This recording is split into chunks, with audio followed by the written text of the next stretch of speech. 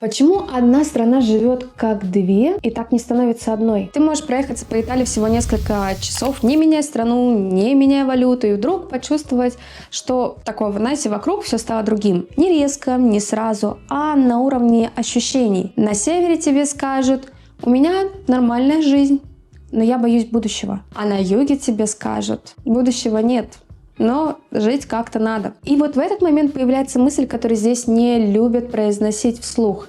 Италия никогда не была одной страной по-настоящему. И вот сегодня я хочу поговорить не красиво, так не туристически. Я хочу попробовать понять, почему север и юг Италии живут как просто две разные реальности уже больше 150 лет. И почему этот вот разрыв, он не сокращается, иногда кажется, что только углубляется. Если тебе интересны такие вдумчивые разговоры, если тебе интересна Европа без открыток, без иллюзий, а именно интересна Италия, уж тем более, подпишись на канал. А теперь давай разбираться, в чем же тут проблема. Я долго не могла сформулировать, в чем именно разница между вот севером и югом, потому что если сказать деньги, это слишком просто. Если сказать менталитет, это, по факту практически ничего не объясняет. И в какой-то момент я поняла, разница начинается еще до денег. Она начинается с того, как человек чувствует свою жизнь во времени.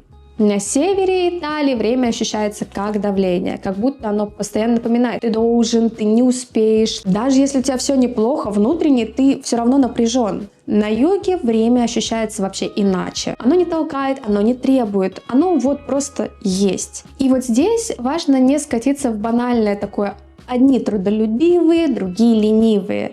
Потому что это не про труд, это про ожидание от жизни. Ожидание — это самая недооцененная вещь. Есть вещи, которые почти никогда не говорят, когда обсуждают разницу между севером и югом Италии, потому что ее нельзя измерить статистикой, ее нельзя показать на графике, ее нельзя пощупать. Это ожидание. Не деньги, не законы, не климат, а то, чего человек ждет от жизни, даже не формулируя это вслух. На севере Италии от жизни ожидают улучшений. Иногда осторожно, иногда скептически, иногда с раздражением, да, но они ожидают. И это вот ожидание, даже если оно не оправдывается, формирует поведение сильнее любых мотивационных речей. Ты учишься, потому что внутри есть ощущение: это должно к чему-то привести. Не обязательно к богатству, не обязательно к успеху, но хотя бы к движению. Ты работаешь больше не потому, что тебе нравится перерабатывать, а потому что в голове есть такая, знаете, простая связка: если я вложусь,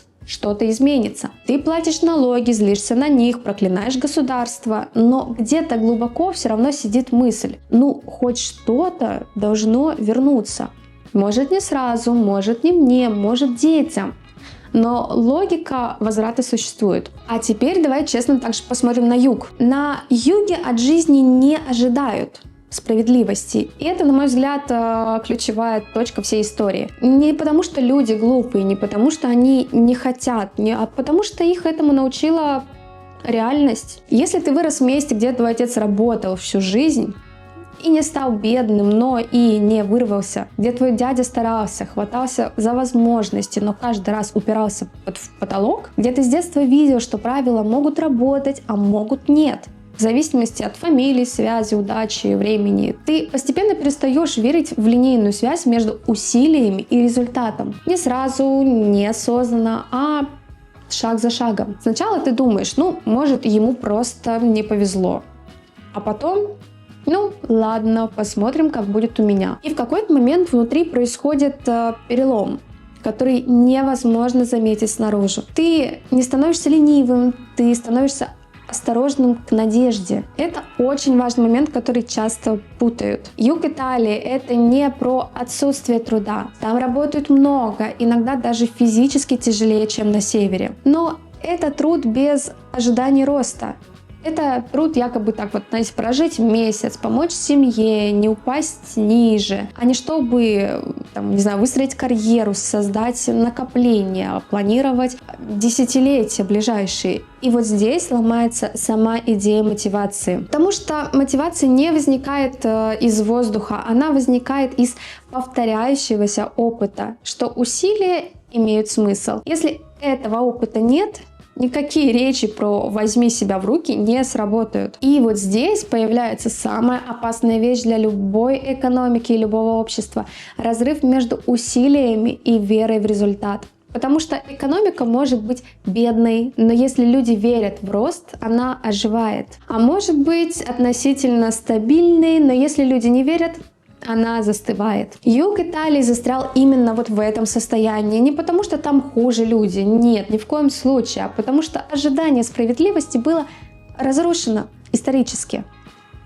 И когда это происходит, ломается не ВВП, ломается внутренний двигатель человека. Человек продолжает жить, продолжает работать, шутить, любить, создавать семьи, но он перестает инвестировать себя в будущее. Он не планирует далеко, он не рискует лишний раз, он не верит, что система его подхватит, если он упадет. Именно поэтому любые реформы, любые инвестиции, любые программы поддержки на юге часто дают очень слабый эффект, потому что они приходят сверху, ожидания формируются снизу годами и поколениями. И вот здесь мы можем сделать очень важный переход, потому что если ожидание — это фундамент, то дальше становится понятно, почему на юге иначе относятся и к государству, и к законам, и к мафии, к инфраструктуре, к будущему детей. Это не отдельные проблемы, это следствие одной трещины. И если мы это не понимаем, мы так и будем повторять одни и те же вопросы. Почему они не стараются больше? Почему не уезжают?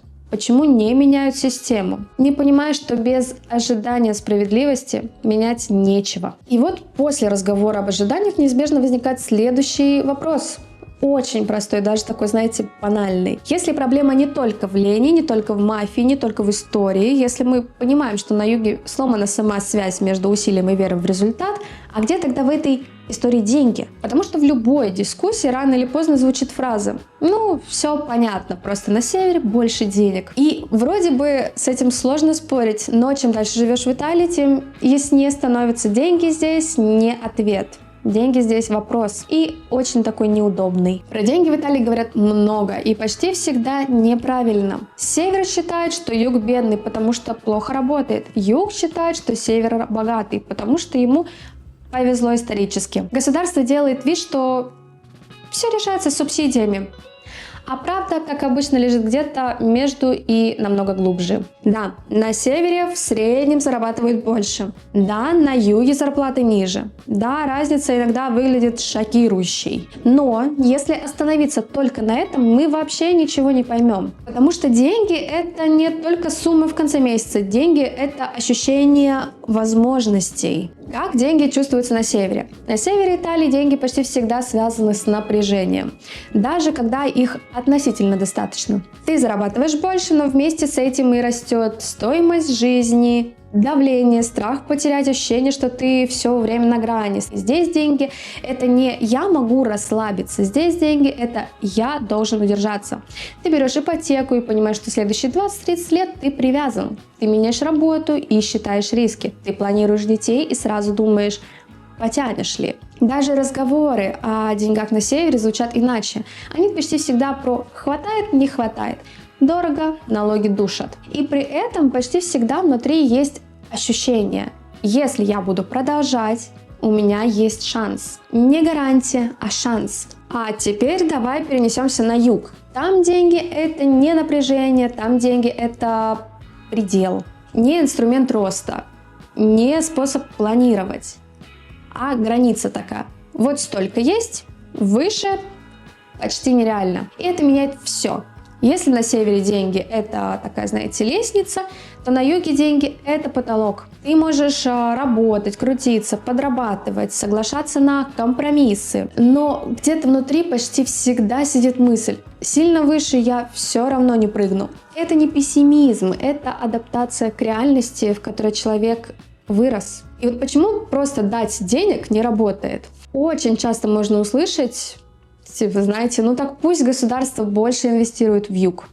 И оно инвестирует. Субсидии, пособия, программы, бонусы. Денег туда за последние десятилетия влили огромное количество. Но проблема в том, что деньги сами по себе не создают ожиданий. Если у тебя нет веры, что к примеру, правила будут одинаковыми завтра, твой бизнес не сломают, твой успех не станет проблемой. Ты не воспринимаешь деньги как возможность, ты воспринимаешь их как временную такую передышку. Именно поэтому на юге так часто деньги тратятся быстро, не инвестируются, не превращаются в рост. Не потому, что люди глупые, а потому, что они не верят в долгую дистанцию. На севере деньги как инструмент, на юге деньги как средство выживания. Это, на мой взгляд, такое, знаете, главное отличие. На севере деньги — это инструмент для планирования, для защиты от будущего, для улучшения позиций. На юге же это средство закрыть месяц, помочь семье, не упасть ниже. И когда мы сравниваем цифры зарплат, мы часто не понимаем, что сравниваем разные функции денег. 1000 евро на юге — это нормально, в принципе, можно жить. 2000 на севере — это мало, потому что этого недостаточно для спокойствия. И обе эти эмоции настоящие, обе логичные, обе не про жадность. Есть еще один момент, о котором редко говорят вслух. На юге деньги часто не связаны с достоинством. Ты не определяешь себя через доход. Гораздо важнее, кто твоя семья, как ты себя ведешь, как ты общаешься, уважают ли тебя. На севере же связь между деньгами и идентичностью сильнее. Доход — это показатель того, что ты состоялся. И когда северянин смотрит на южанина, он часто видит, почему ты не хочешь зарабатывать больше. А южанин смотрит на северянина и думает, почему ты живешь так, будто все время кому-то должен. Это два совершенно разных взгляда на жизнь. И оба по-своему логичны. И вот тут мы вновь возвращаемся к ожиданиям. Если связать это вот с предыдущей темой, становится ясно. Деньги не формируют ожидания. Ожидание формирует отношение к деньгам. На севере деньги усиливают веру в будущее. На юге деньги редко эту веру вообще создают. И пока это так, любой разговор в формате «дайте больше денег и все решится» обречен на поверхностность. Потому что проблема не в количестве средств. Проблема в том, что человек ожидает от завтрашнего дня, имея эти средства. Юг Италии не бедный в классическом понимании. Он обескровлен ожиданиями. Север Италии не богатый в абсолютном смысле. Он перегружен ответственностью за будущее. И деньги лишь подчеркивают этот разрыв, но не создают его. И вот здесь очень важно не остановиться на деньгах, потому что если зафиксироваться только на доходах, пособиях и зарплатах, возникает иллюзия, что проблему можно просто вот решить бухгалтерией. Но чем дальше смотришь на Италию, тем яснее становится. Деньги здесь лишь проявляют более глубокую трещину. Почему на севере деньги воспринимаются как инструмент, а на юге как предел? Почему одни верят в систему, даже ругая ее, а другие относятся к ней с недоверием, даже когда она помогает? И в какой-то момент понимаешь, мы снова и снова упираемся не в экономику, а в прошлое, которое никуда не ушло. Потому что есть вещи, которые нельзя просто пережить как неудачный кризис или период. Итальянский разрыв как раз из таких вещей. Мы очень любим говорить, что надо смотреть вперед, что прошлое — это прошлое, что нельзя вечно оправдываться историей. И в обычных ситуациях, да, это полностью правда. Но в случае Италии история — это не оправдание, это механизм, который до сих пор работает. Проблема в том, что юг и север вошли в одну страну с абсолютно разным опытом жизни. Этот опыт не исчезает за одно поколение, даже не за 2, иногда не за 5. Юг Италии столетиями жил в системе, где земля принадлежала тем, кто на ней работал. Власть была далекой, решения принимались сверху. Безопасность зависела не от закона, а от покровителя. Это была вертикальная жесткая структура. Человек в ней не планировал будущее, он приспосабливался к настоящему. Север же жил совершенно иначе. Там раньше появились города, торговля, ремесло, контракты, частная инициатива. Там раньше возникла идея, что если ты договорился, договор имеет силу. Если ты вложился, результат может быть твоим. И вот теперь представьте, это две реальности. В 19 веке просто объединились такие на карте. Объединение Италии принято подавать как героическую историю. Флаги, патриотизм, единая страна. Но для Юга это было не столько объединением, сколько резкая смена правил игры. Представьте, что ты живешь в системе, где правила могут быть несправедливыми, но ты их понимаешь. И вдруг приходит такая вот новая власть и говорит: теперь все будет по-другому. Но твои навыки не подходят, твоя экономика не конкурентная, твоя структура общества не адаптирована. И самое главное, тебя никто не учил жить по-новому. Юг оказался в положении человека, которому дали новые правила, но не дали инструментов и времени, чтобы к ним привыкнуть. И индустриализация — это не просто заводы, это новый ритм жизни, новая дисциплина, новая логика времени, новая связь между трудом и результатом. На севере она легла на уже существующую почву. На юге почвы не было. И государство, действуя рационально, инвестировало туда, где отдача была быстрее, что, в принципе, это логично. Это не был заговор, это была логика капитала. Но последствия для Юга оказались катастрофическими. Он закрепился в роли догоняющего, а догоняющий почти всегда проигрывает. И самое важное в истории — это не даты и события. Самое важное, что она делает с сознанием людей. Если поколениями ты живешь в системе, где твой труд не приводит к росту, решения принимают другие, правила могут измениться в любой момент. У тебя формируется очень устойчивая установка. Будущее от тебя не зависит полностью. И эта установка передается в семьях, считывается детьми, закрепляется как норма, даже если формально времена меняются. И здесь происходит трагедия, которую сложно заметить. Когда Север говорит Югу: ну все, хватит ссылаться на прошлое, начинайте жить по-новому, Юг слышит не мотивацию, Юг слышит: забудь свой опыт, он ничего не значит. А опыт — это то, на чем человек вообще строит доверие к миру. Почему же историю нельзя просто закрыть? Очень часто можно услышать: ну сколько можно, прошло уже 150 лет. И формально да, прошло, но история — это не таймер. Она не выключается автоматически. Если поколениями не было социальной мобильности, не было справедливого суда, не было ощущения защищенности, то это не исчезает от одного закона или реформы. Юг, он не застрял в прошлом. Юг несет прошлое внутри, даже когда живет настоящим. И именно поэтому многие современные инициативы там не работают так, как ожидается на севере. Потому что они обращаются к человеку, который должен верить, рисковать, вкладываться. А исторический опыт учил его ровно обратному. И вот мы снова возвращаемся к ожиданиям. Если связать все вместе, становится ясно. История не просто объясняет разницу между севером и югом. Она производит ее каждый день. Через ожидания, через отношение к деньгам, через отношение к государству,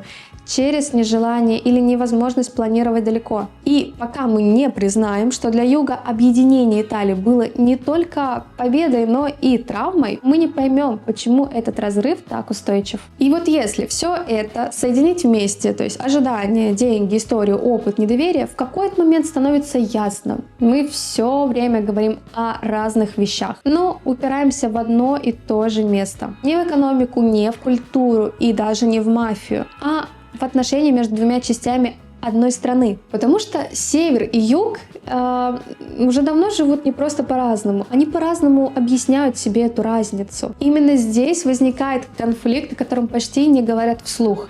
Потому что он неудобный, болезненный и легко превращающийся в обвинение. Север чувствует, что его используют, юг чувствует, что его бросили. И самое трагичное, эти оба чувства, они настоящие. Север смотрит на цифры и видит следующее.